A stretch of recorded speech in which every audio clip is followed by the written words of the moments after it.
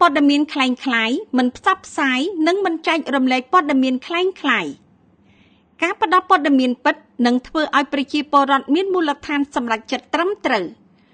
យោងតាមធម្មនុញ្ញវិជ្ជាជីវៈសារព័ត៌មានផ្នែកទី3ទាក់ទងនឹងសុក្រឹតភាពនៃព័ត៌មានចែងថា 1. អ្នកអនុវត្តសកម្មភាពក្នុងវិស័យព័ត៌មាននិងសោតទស្សន៍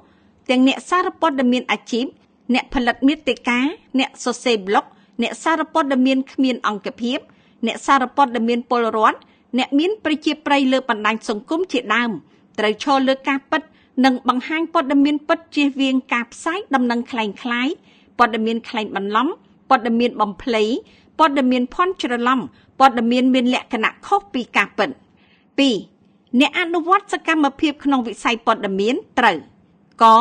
ចូលរួមទប់ស្កាត់ប្រឆាំងនឹងការផលិតនិងផ្សព្វផ្សាយដំណឹងคล้ายៗព័ត៌មានក្លែងបន្លំព័ត៌មានបំភ្លៃព័ត៌មានភ័ន្តច្រឡំ ខ ផ្សាយតែព័ត៌មានពិតមានប្រភពច្បាស់លាស់និងបានផ្ទៀងផ្ទាត់ប្រភពត្រឹមត្រូវ ក ផ្ទៀងផ្ទាត់ឡើងវិញនិងកែតម្រូវក្នុងករណីបានចុះផ្សាយខុសឬផ្សាយដោយភ័ន្តច្រឡំ ខ រក្សាការសម្ងាត់នៃប្រភព ង ធានាតុល្យភាពព័ត៌មានប្រកបដោយសច្ចភាពយុត្តិធម៌និងមិនលំអៀង 3. អ្នកអនុវត្តសកម្មភាពក្នុងវិស័យព័ត៌មាននិងសោតទស្សន៍ត្រូវជៀសវាង ក ការចុះផ្សាយព័ត៌មានដែលគ្មានប្រភពច្បាស់លាស់ឬធ្វើការចោទប្រកាន់ដែលមិនមានភស្តុតាងគ្រប់គ្រាន់និងច្បាស់លាស់ ខ កាឡៃព័ត៌មានតាមរូបភាពណាមួយដែលធ្វើឲ្យប្រឆាចនៃដើម ក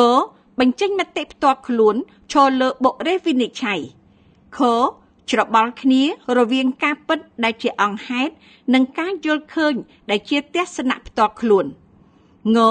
កែប្រែព័ត៌មានរូបភាពឬវីដេអូលុបបំបាត់ចោលផ្នែកព័ត៌មានសំខាន់ៗឬបន្លំឯកសារផ្សេងៗ